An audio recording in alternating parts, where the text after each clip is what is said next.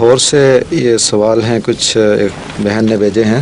کہتی ہیں میرے ذہن میں یہ سوال رہتا ہے کہ آپ کو اکثر آقا کہہ کر مخاطب کیا جاتا ہے، اس لفظ کے معنی کیا ہیں اور کیا خدا کے علاوہ کسی کو آقا کہنا صحیح ہے؟ سوال یہ ہے کہ جہاں تک مجھے کہا جاتا ہے، مجھے تو اس سے بڑی الجھن سی ہوتی ہے، ایمبیرسمنٹ محسوس ہوتی ہے، لیکن یہ کہنا کہ خدا کے سوا کسی کو کہنا جائز نہیں،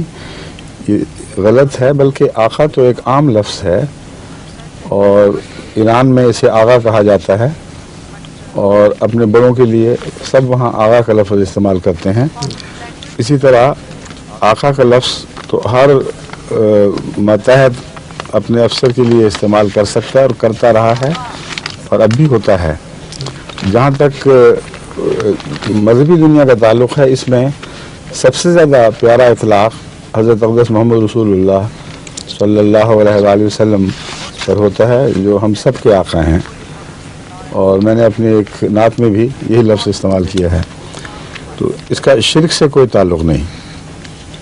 عام روزمرہ انسانوں میں استعمال ہونے والا لفظ ہے، اور روحانی تعلق کے لحاظ سے اللہ تعالیٰ پر بھی یہ لفظ بولا جا سکتا ہے، لیکن یہ مراد نہیں ہے کہ آقا صرف خدا کا ایک خطاب ہے جو دوسروں پر اطلاق پا جائے تو اس سے شرک پیدا ہوگا۔